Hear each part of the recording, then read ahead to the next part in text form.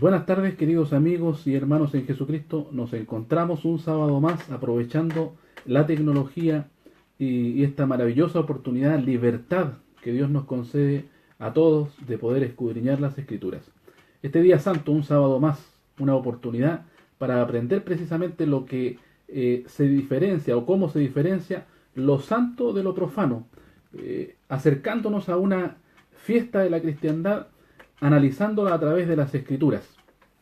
El sábado pasado estuvimos revisando también a través de este medio la Navidad a la luz de las Escrituras. Hablamos, vamos a hacer una breve recopilación de lo que conversamos el sábado anterior.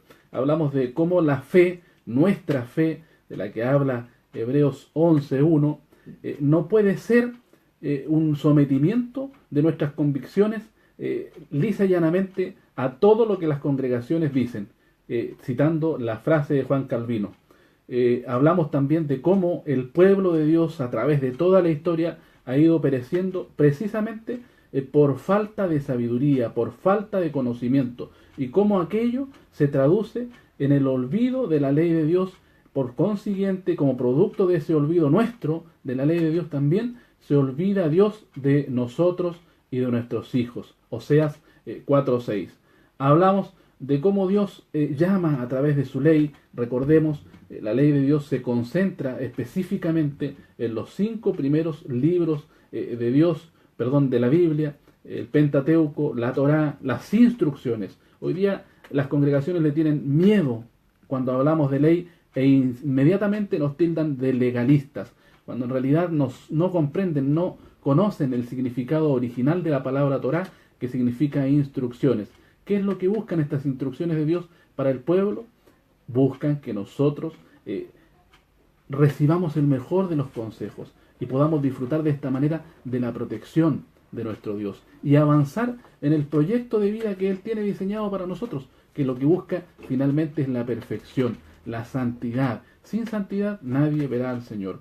Deuteronomio habla de todo esto en los capítulos 7, en los 12, en el capítulo 12. Jeremías también nos aconseja respecto de cómo nosotros no tenemos que adoptar las prácticas de las naciones que rodeaban al pueblo antiguo. Así también nosotros como cristianos hoy estamos rodeados todos los días de prácticas paganas, mundanas, que no consideran el consejo de Dios. Y cómo nosotros los cristianos también contemporáneos hemos adquirido, hemos hecho nuestras estas prácticas, intentando darle una intención, intentando darles un enfoque cristiano, un enfoque de adoración, pero olvidando que es más importante lo que Dios instruye que lo que nosotros deseamos, porque el centro de adoración finalmente es nuestro Dios, es Jesucristo. Por lo tanto, ¿qué vale más? ¿Qué pesa más?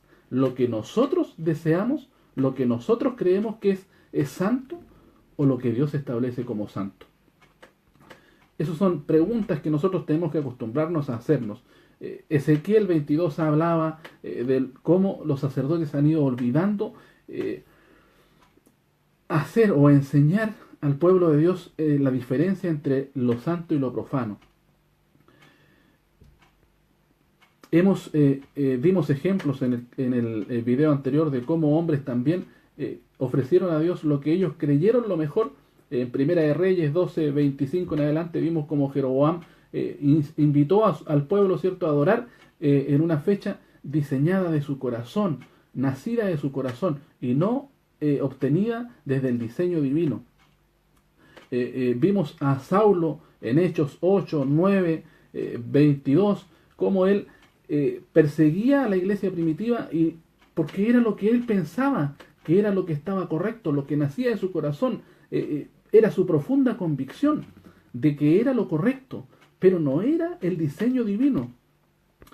Y finalmente vemos también cómo Jesucristo hace un llamado a través de Juan 10, incitándonos a entrar por la puerta correcta, no por los lados como entra el enemigo, el ladrón. El propósito de Satanás lo vimos también desde el principio en Génesis 3, engañando en el Edén a Eva, queriéndole, o más bien logrando que Eva creyera que Dios no quiso decir lo que realmente dijo. Pero ¿cómo? A través del engaño logra que Eva peque y que finalmente consiga ser expulsada del paraíso, consiga el pago del pecado, es decir, la muerte. Engaños de Satanás.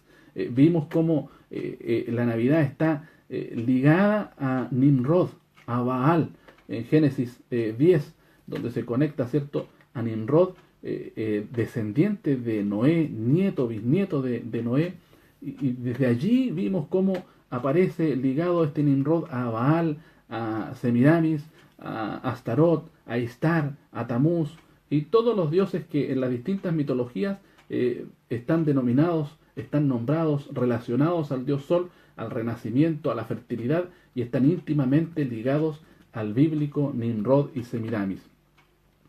Vimos también cómo el pueblo de Dios que estaba sin rey en Jueces, ¿cierto? Hacía lo que mejor le parecía. Pero queridos, nosotros ya no estamos más sin rey. Nosotros tenemos un rey. Se nos presentó nuestro rey, nuestro Señor, nuestro Salvador, Jesucristo, se hizo hombre.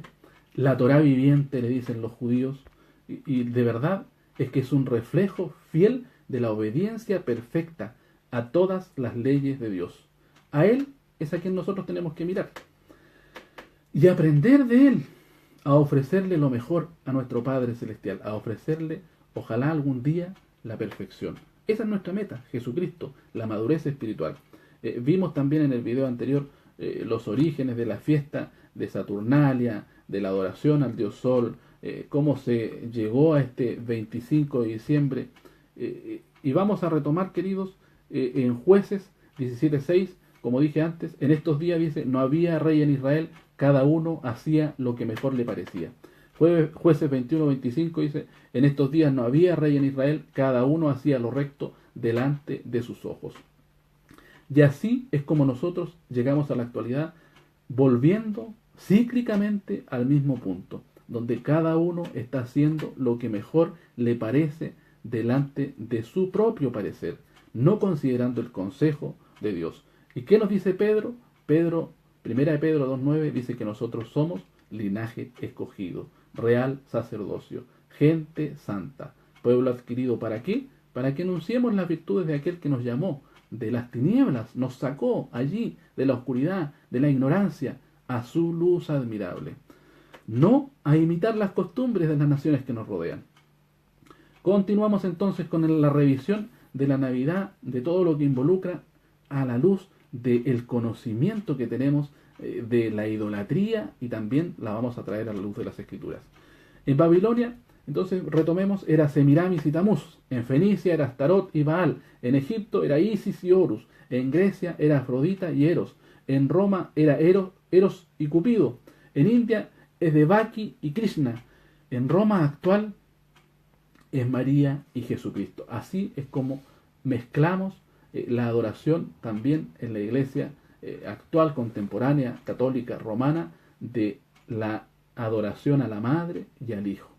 ¿Se fijan cómo el enemigo es especialista en mezclar verdad con mentira? Vamos a analizar ahora los símbolos involucrados a través de la Navidad.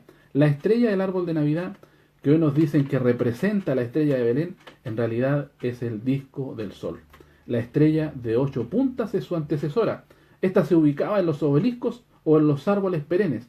Si lo desean, ustedes pueden buscar a través de internet imágenes rápidamente, por ejemplo, del árbol de Navidad que adorna o que se adorna en la Casa Blanca.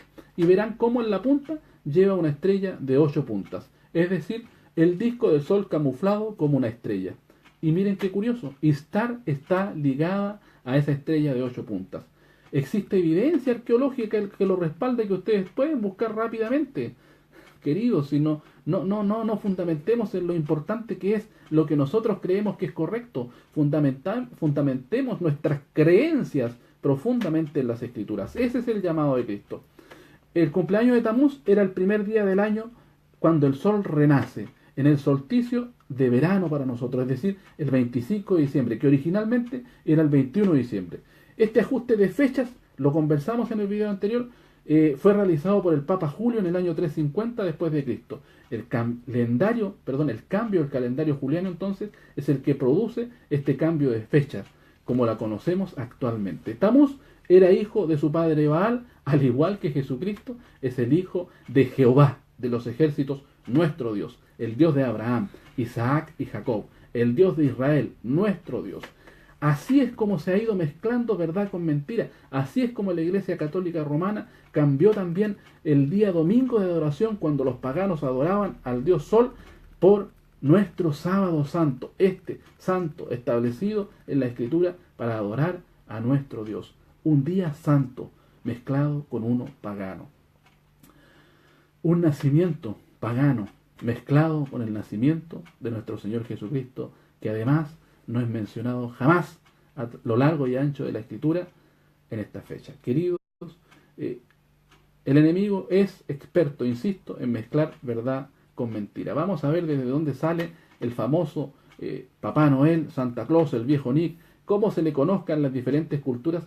Viene del dios Odín o Wodan, que significa el inspirado. Los escandinavos adoraban a este dios de la sabiduría, la magia, la bebida intoxicante y de la muerte. La fiesta de Saturnalia en Roma involucraba todas estas cosas. Así fue como se hizo famoso el dios Odín en esta fiesta. Es un hombre alto, de larga barba blanca, con una lanza o báculo. Odín, entonces, es de aquí se origina este Santa Claus, San Nicolás, el viejo pascuero, como le conocemos nosotros aquí en Chile. Odín viajaba alrededor del mundo en un caballo blanco de 8 patas. Las 8 patas representan en tradición antigua el número de la transportación. De aquí vienen los 8 renos, actualmente son 9, pero Rodolfo, querido, fue agregado en tiempos contemporáneos. San Nicolás, siempre con ayudantes a su lado, inicialmente con demonios o Krampus, que es una mezcla entre un hombre y una cabra. Así es como se ve. Y hoy los duendes son sus ayudantes. Estos Krampus tienen una conexión también con el Azazel bíblico. Hay que estudiar la Escritura. La idea era que Odín, San Nicolás, venía y premiaba a los que se portaban bien, y los que se portaban mal eran disciplinados por sus ayudantes. Esto se celebra así aún en Alemania, por ejemplo, en Austria, en Hungría, en Italia. Lo pueden ustedes ver rápidamente a través de internet. La canción Jingle Bells tiene su origen en los sonidos de las campanas. Y saben, los Krampus, curiosamente, traen campanas alrededor de su cuello. La evolución de Odín a Santa Claus: en el 1500 aproximado, Odín se convierte en Sinterklaas, un amable y viejo hombre con barba blanca, vestido blanco y manto rojo, un báculo y cabalgando en un caballo blanco, acompañado de sus duendes, dejando regalos para la gente debajo de su abeto o árbol sagrado. Así empieza a evolucionar Odín para convertirse en Santa Claus.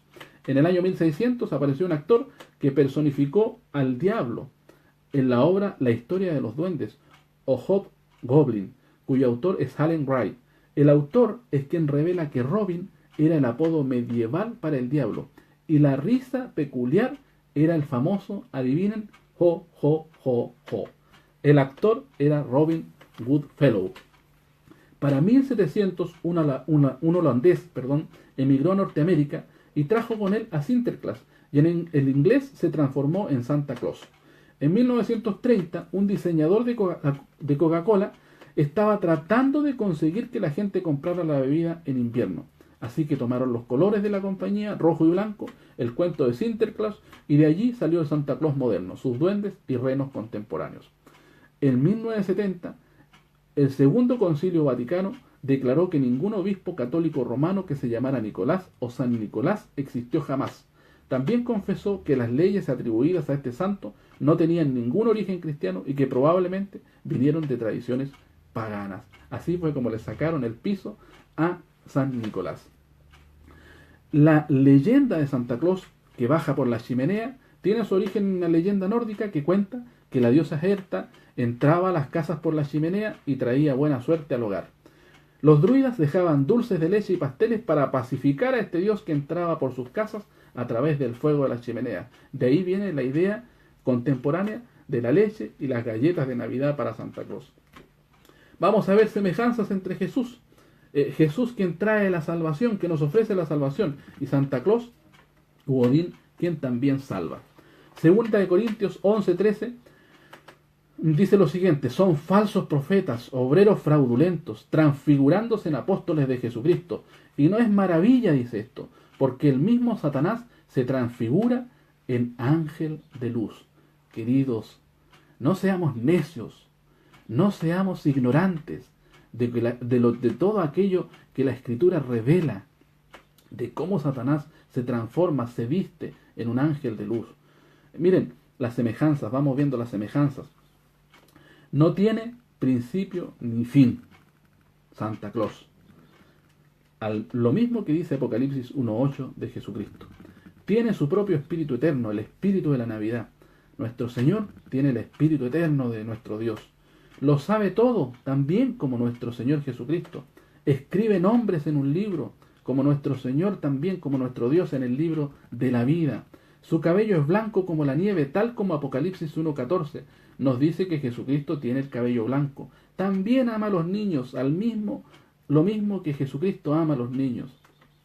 Tiene su propio árbol místico este Santa Claus, el árbol perenne, el abeto, el pino, igual que el árbol de la vida de nuestro Dios. Es un impostor, por donde quieran verlo. Santa Claus, la Navidad, el árbol, la fiesta en sí, es una farsa, es un engaño. La diferencia entre Santa Claus es que viaja de noche, al contrario de Jesucristo, que todo lo que hace, lo hace a la luz, lo expone a la luz de las Escrituras, que es lo que estamos haciendo. Y Santa Claus quiere darte todo lo que tu carne desea. Esa es la lucha permanente que tenemos nosotros como cristianos. La lucha contra lo que nuestra carne realmente desea. Tenemos que aprender a ser honestos con nosotros mismos, mirándonos a la luz de las Escrituras. Esto es lo que la carne, nuestra carne, desea. Las concupiscencias, los deseos de la carne. Esto es Navidad. Eso no es lo que Dios desea, queridos. En el diccionario de inglés Oxford, el diablo es Satanás, Lucifer, Belcebú, y el lenguaje rústico popular es llamado el viejo Nick o San Nicolás. El árbol de Navidad es el abeto o árbol perenne que representa la fertilidad y es donde se adoraba al dios Sol desde la antigüedad. ¿Y nosotros qué hacemos? Lo tomamos, le damos otro sentido y lo metemos en los templos y en nuestros hogares para darle y tributarle a través de él adoración a nuestro Dios. El pesebre, imágenes que se contraponen a lo estipulado en los mandamientos de Dios. No te harás imagen ni ninguna semejanza. Pero es más importante lo que significa para nosotros, ¿verdad? Porque para nosotros no significa lo que significaba en el paganismo. Para nosotros no contradice las instrucciones de nuestro Dios, claras, precisas y concisas. ¿Verdad que no? ¿No lo hace? Pero reflexionemos. Es Dios quien está siendo adorado, no nosotros. Y Él desea, ¿qué dice Juan 4:23? Adoradores en espíritu y en verdad. No mezclas de adoraciones. Jeremías 10:2. No aprendáis el camino de la gente, ni de las señales del cielo tengáis temor, aunque la gente les tema. Esto no está hablando, queridos, del árbol de Navidad, porque el árbol de Navidad todavía no existía. Pero sí está hablando de las prácticas que se realizaban alrededor del pueblo de Dios. Las mismas prácticas que se realizan hoy alrededor del pueblo de la iglesia de Jesucristo. ¿Qué vamos a hacer? ¿Cuál es la decisión que vamos a tomar? Es personal. Pero nuestro deber como cristianos es exponerlas a la luz de las Escrituras. Mire lo que dice segunda de Pedro, capítulo 2, versículo 1 en adelante. Siempre han habido falsos profetas en el pueblo. Entre nosotros también hoy hay falsos doctores, que introducen encubiertamente herejías de perdición y niegan al Señor que los rescató, atrayendo sobre sí mismos perdición acelerada. Y muchos seguirán sus disoluciones, por los cuales el camino de la verdad será blasfemado. ¿Qué es lo que estamos haciendo nosotros hoy, queridos? ¿Qué disoluciones en las que estamos trayendo a la congregación? ¿Qué prácticas en las que estamos adquiriendo en medio de la iglesia santa, pura, que no debe mezclar verdad con mentira? La antesala de este versículo anterior dice, porque nos hemos dado a conocer, segunda de Pedro 1:16, no os hemos dado a conocer la potencia y la venida de nuestro Señor Jesucristo, siguiendo fábulas por arte compuestas.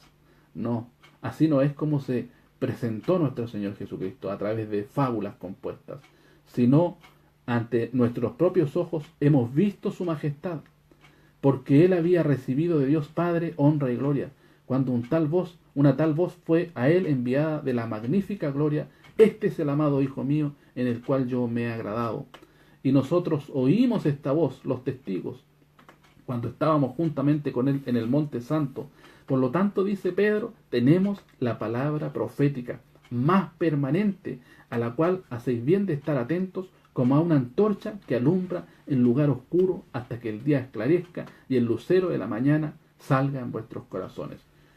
Queridos, hemos dejado de estar atentos a la palabra profética más permanente. Nos hemos distraído tras disoluciones equivocadas, tras fábulas por arte compuestas, como dice la Escritura. Segunda de Timoteo 3. En los postreros días vienen tiempos peligrosos, donde hay hombres amadores de sí mismos, avaros, vanagloriosos, soberbios, detractores, desobedientes. ¿Entre cuáles nos contamos nosotros? ¿Entre los obedientes o entre los desobedientes? Sin santidad. ¿Entre cuál pueblo estamos nosotros? ¿Estamos trabajando en nuestra santidad o nos estamos mezclando? Pero tú, dice, segunda de Timoteo 3:10, has comprendido mi doctrina. La iglesia contemporánea ha comprendido la doctrina verdadera, la sana doctrina, ha mantenido la sana doctrina, o está mezclando verdad con mentira, introduciendo árboles en el templo y en el hogar, celebrando fiestas paganas, dándole un sentido cristiano no autorizado, ni indicado, ni ordenado a través de todo lo ancho de la Escritura. Qué fatuos, querido, qué fatuos que estamos siendo, qué rebeldes, qué desobedientes. Todo lo que se enseñe debe salir de las Sagradas Escrituras.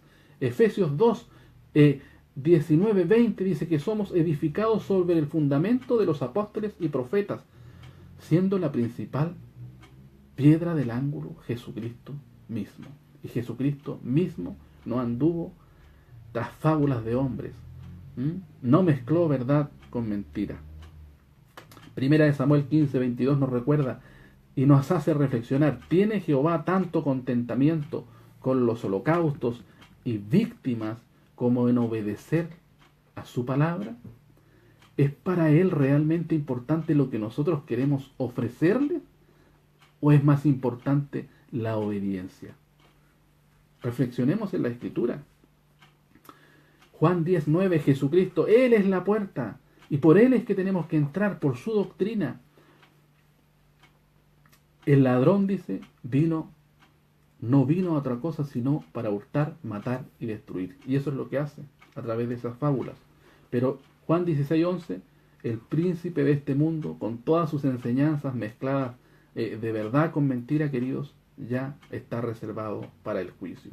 Así que, ojo al dato. ¿Usted para qué está reservado? Primera de Juan 3:4 es la única definición bíblica de pecado. Cualquiera que hace pecado traspasa también la ley de Dios, pues el pecado es transgresión de la ley de Dios.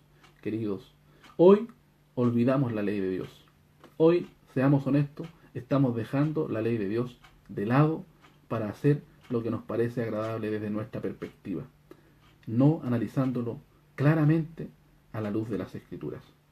Juan 8:43, Jesucristo insiste lo mismo como insiste la palabra hoy a nosotros, a nuestra propia pensamiento, a ver si nosotros somos capaces de reconocer el lenguaje de nuestro Dios. Pero no lo estamos reconociendo porque no somos capaces de oír la palabra. Y hace un llamado fuerte: vosotros de vuestro padre el diablo sois. ¿Por qué? Los deseos de vuestro padre queréis cumplir.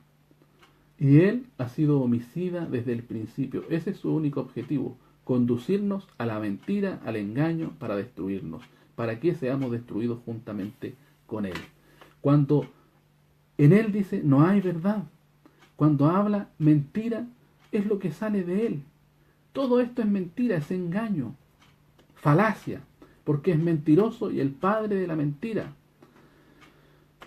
Pero a Jesucristo nosotros no le queremos creer, no le queremos creer a la verdad de Dios. ¿Quién hace un llamado a Jesucristo? Me redarguye de pecado. ¿Quién es capaz de redarguir el pecado hoy? De dejarlo expuesto a la luz. Efesios 2. Nosotros antiguamente, versículo 2 en adelante dice, ya anduvimos conforme a la condición de este mundo, conforme a los deseos de la potestad del aire, el espíritu que obra en los hijos de desobediencia, entre los cuales nosotros vivimos en otro tiempo, en los deseos de nuestra carne, haciendo la voluntad de la carne y de los pensamientos de la carne. En ese tiempo éramos hijos de ira, como todos los demás. Y tomamos una decisión. Tomamos la decisión de ser hechos a la figura de Cristo Jesús. ¿Para qué? Para buenas obras. Pero no para buenas obras desde nuestra perspectiva. Esas buenas obras ya están diseñadas desde el principio, desde el Génesis hasta el Apocalipsis. No para que estas obras sean mezcladas, verdad con mentira. Segunda de Corintios 5 insiste que nosotros somos en Cristo una nueva criatura. ¿Estamos realmente siendo esa nueva criatura? Las cosas viejas pasaron. Todas las cosas son hechas nuevas. Olvidémonos de las costumbres antiguas.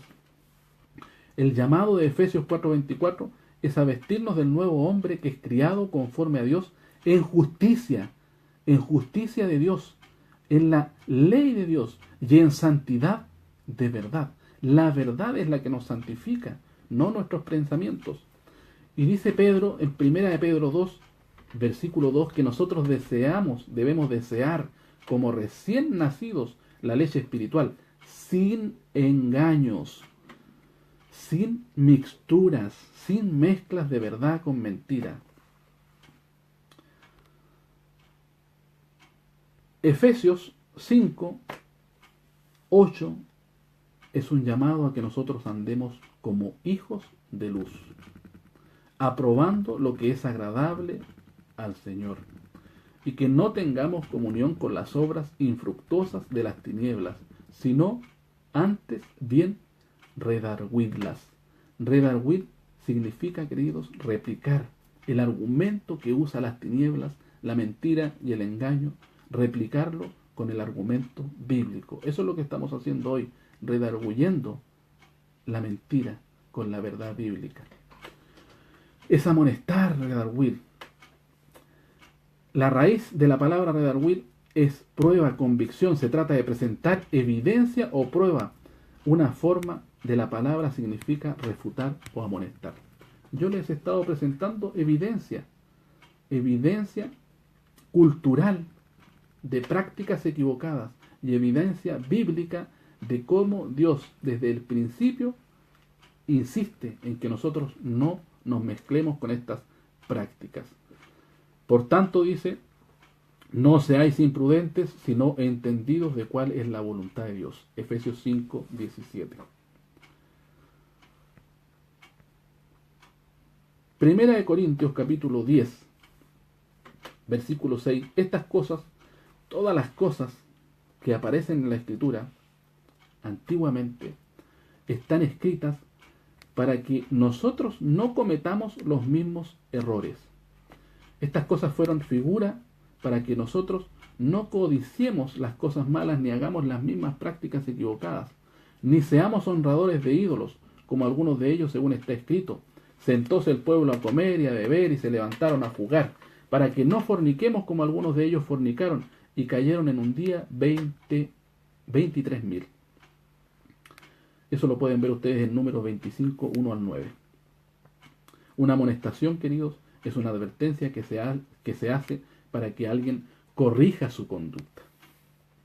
Y la Escritura para eso está, para que nosotros seamos amonestados a través de ella y para que corrijamos nuestras conductas por medio de ella, no desde lo que nuestro corazón, nuestra conciencia o nuestros pensamientos nos dicten que es correcto.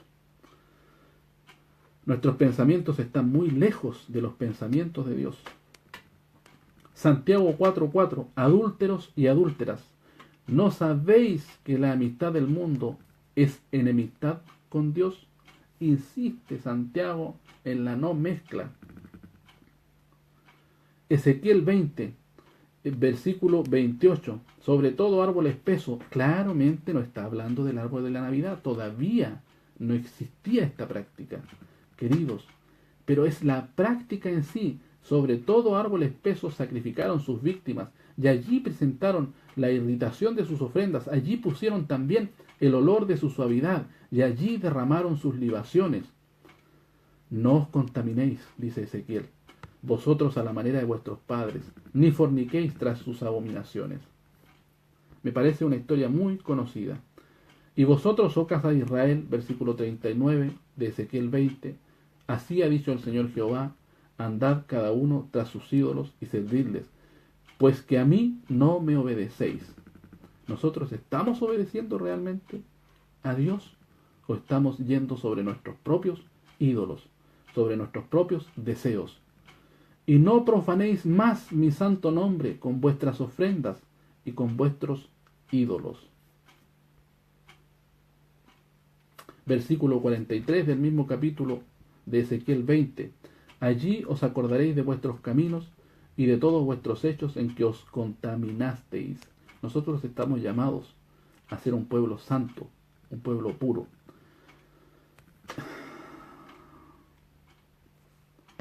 Deuteronomio 4, versículo 2. No añadiréis a la palabra que yo os mando, ni disminuiréis de ella, para que guardéis los mandamientos de Jehová vuestro Dios, que yo os ordeno. Esto es parte de la ley de Dios. Deuteronomio 4, 2. No añadir ni restarle a lo que la palabra de Dios ordena. La Navidad es una añadidura. Es una práctica ligada, querámoslo o no, históricamente a la idolatría.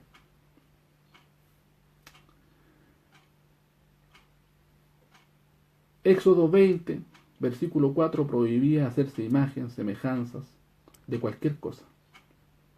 De cualquier cosa. Y nosotros estamos metiendo árboles dentro del templo y dentro de nuestros hogares. Deuteronomio 12, versículo 2, la orden de Dios era esta: destruir enteramente todos los lugares donde las gentes que vosotros heredaréis sirvieron a sus dioses. Destruir totalmente la adoración y las prácticas de adoración idolátricas. ¿Y nosotros qué estamos haciendo? Deuteronomio 12:4, no haréis así a Jehová vuestro Dios. Y usted va a decir, no, está hablando de otras prácticas, de cómo mataban a sus hijos, de cómo los quemaban. No, queridos, está hablando de prácticas no ordenadas por Dios a través de la Escritura. Si usted me cita un texto bíblico donde Dios ordene a través de la Escritura adorar de esta manera, yo me retracto de todo lo que le enseñé el sábado pasado y de lo que le estoy compartiendo hoy, de la ley de Dios y de la Escritura, de la instrucción de Dios. Jueces 2:13, y dejaron a Jehová y adoraron a Baal y a Astarot. Eso fue lo que hizo el Israel antiguo. Ya les expliqué en el video anterior cómo todo lo relacionado a la Navidad está íntimamente ligado a Baal, a Semiramis, a Astarot, a Nimrod de Génesis. Pero eso no es importante, porque nosotros le estamos dando otro sentido. Primera de Samuel 7. Quitad los dioses ajenos y a Astarot de entre vosotros, y preparad vuestro corazón a Jehová, y a solo él servid. Entonces los hijos de Israel quitaron a los Baales y a Astarot, y sirvieron solo a Jehová. Y para servir solo a Jehová, queridos, tenemos que hacerlo solo a su manera. No lo digo yo, lo dice la Escritura. Romanos 11:4. ¿Qué le dice la divina providencia, la respuesta de Dios al profeta? He dejado para mí 7,000 hombres que no han doblado la rodilla delante de Baal. Esa fue la respuesta de Dios a Elías en Primera de Reyes capítulo 19. Hoy nosotros no sabemos cuántos son los que de verdad no están doblando su rodilla a todas estas prácticas no ordenadas por Dios. Deuteronomio 16:21. Este es un versículo que, si bien es cierto, habla de bosques donde adoraban, pero la verdad es que adoraban cerca de árboles también espesos que representaban la fertilidad, lo perenne. Eso es lo que representa el árbol de Navidad, la fertilidad, lo perenne. No plantarás ningún árbol cerca del altar de Jehová tu Dios. Donde el pueblo instalara un altar para adorar a Dios, allí no debía plantarse ningún árbol de ningún tipo. ¿Por qué? Porque automáticamente Dios lo ligaba a la práctica vulgar y pagana de los pueblos de alrededor. Éxodo 34:12. Guárdate que no hagas alianza con los moradores de la tierra donde has de entrar, para que no sean tropezadero en medio de ti. Él sabía lo que pasaba cuando empezaban a hacer estas alianzas entre paganismo y los santos de nuestro Dios. Colosenses 3:1. Por lo tanto, si nosotros hemos resucitado con Jesucristo, busquemos las cosas de arriba, donde está Cristo sentado a la diestra de Dios. Poned las cosas en las miras de arriba, no en las de la tierra, no en estas prácticas, no en nada que sea humano, perecedero, queridos. Nosotros, insiste Pablo en Colosenses 3, versículo 7, en otro tiempo ya vivimos en esas cosas. Ahora ya tenemos que dejar todas esas cosas, despojarnos del viejo hombre con sus hechos y revestidos del nuevo, el cual, escuche bien, por el ¿conocimiento de qué? De la Escritura, de las instrucciones de Dios, es renovado conforme a la imagen del que lo crió.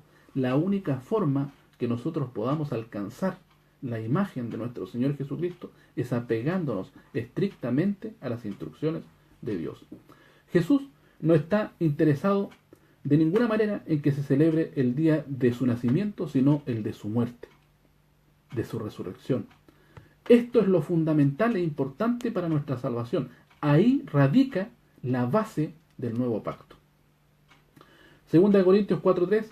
El Evangelio está encubierto, entre los que se pierden está encubierto, en los cuales el Dios de este siglo cegó los entendimientos de los incrédulos para que no les resplandezca la lumbre del Evangelio de la gloria de Jesucristo.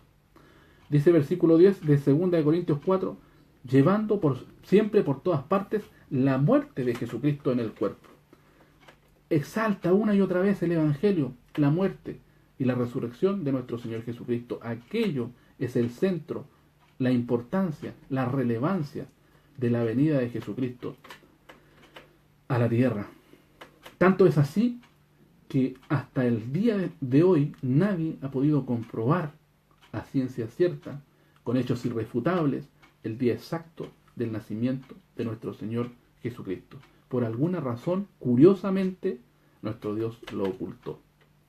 Pero nosotros insistimos en darle adoración a hechos, acontecimientos, de manera no bíblica, de manera no ordenada por nuestro Dios. Filipenses 3:10. El fin de conocerle la virtud de su resurrección y la participación de sus padecimientos en conformidad a su muerte. Insiste el apóstol Pablo en que todo lo demás, él lo estima como pérdida, dice. Lo único a lo que le da realmente importancia es a la muerte y resurrección de nuestro Señor Jesucristo. Y primera de Juan capítulo 2:3. En esto sabemos que nosotros le hemos conocido. En esto es que nosotros sabemos que realmente hemos conocido a nuestro Dios, si guardamos sus mandamientos. Y el único mandamiento nuevo que Jesucristo ordena en relación a su vida está en Lucas 22:19, cuando dice: esto es mi cuerpo que por vosotros es dado, haced esto en memoria de mí. Esa es la instrucción bíblica, para recordar año tras año a nuestro Señor Jesucristo, el día de celebración de la Santa Cena. Pero hoy es más importante la fecha de celebración de la Navidad, y así vamos mezclando verdad con mentira. El libro de los Hechos de los Apóstoles es un libro muy importante porque cubre la historia de la iglesia original durante los primeros 30 años de la iglesia primitiva. En todo este tiempo encontramos a la iglesia interesada en cumplir todas y cada una de las ordenanzas de su maestro. De ahí su importancia para los cristianos, para toda la cristiandad, porque nos muestra lo que la iglesia primitiva creía y practicaba. Es curioso, queridos, que en todo el libro de los Hechos de los Apóstoles no se encuentra ninguna mención de que la iglesia celebrara la Navidad o cosa semejante. Ese solo hecho deja bien claro que Jesucristo no la estableció, no la ordena, como tampoco era parte de la celebración de una práctica de la iglesia primitiva. De lo contrario, el autor lo hubiera mencionado. No está en la Escritura. El apóstol Pablo escribió 13 libros del Nuevo Testamento. Estos libros fueron dirigidos a diferentes congregaciones con el propósito de solucionar los problemas que habían surgido en dichas iglesias.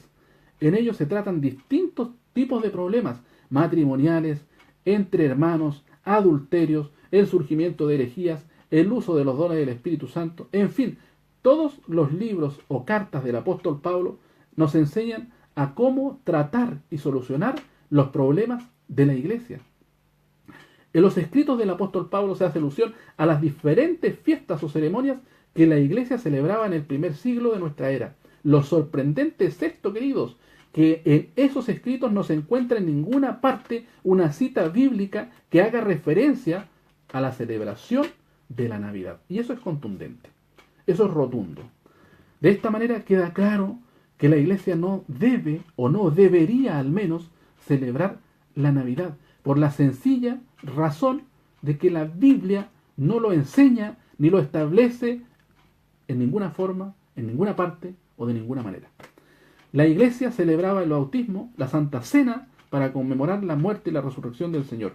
Así es como hacían énfasis en las enseñanzas del Señor Jesucristo, en sus milagros y en su ascensión a los cielos, pero en ningún caso, en ningún pasaje del Nuevo Testamento se menciona que la iglesia celebrara o enseñara la celebración del nacimiento de nuestro Señor Jesucristo. Eso, queridos, es una mezcla de verdad con mentira aquí y en la quebrada del ají, como decimos en nuestro país. Juan 17:3. Esto es la vida eterna, que te conozcan el solo Dios y verdadero, y a Jesucristo, al cual has enviado. Y nosotros le conocemos a nuestro Dios y a nuestro Señor Jesucristo a través del estudio permanente de la Escritura. No de estas mezclas, queridos, insisto. Y conoceremos, dice Oseas 6:3, y proseguiremos en conocer a Jehová, como el alba está aparejada su salida, y vendrá a nosotros como la lluvia tardía y temprana a la tierra. Queridos, nosotros estamos esperando esa lluvia tardía. Pero mientras sigamos mezclando verdad con mentira, mientras sigamos mezclando lo profano con lo santo, esa lluvia tardía no va a venir a nosotros. Es triste, pero es la verdad. Ezequiel 22:26, y esto es lo que a mí me duele. Los sacerdotes violentaron una y otra vez la ley de Dios y lo siguen haciendo, contaminando el santuario de nuestro Dios, confundiendo entre lo santo y lo profano, no haciendo ninguna diferencia entre lo inmundo y lo limpio.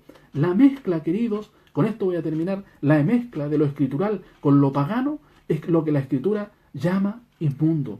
Lo que le ofrecemos a nuestro Dios debe ser santo, separado. Kadosh es en hebreo, y significa, queridos, apartado, separado, distinto, especial, reservado, distinguido, puro, diferente. La Navidad no es nada de aquellos calificativos. Que Dios les bendiga, que tengan un bendecido día sábado, día santo, no, queridos, confundiendo ni mezclando lo santo con lo profano. Que Dios les bendiga. Insisto, yo respeto si el cristiano contemporáneo quiere celebrar la Navidad y darle su propio sentido. Pero no puedo dejar de decir la verdad, de predicar la verdad de la Escritura y decir que aquello no tiene ningún fundamento ni argumento escritural. No es lo que Dios desea en la adoración. No es lo que Dios ha ordenado para su pueblo. Que Dios les bendiga.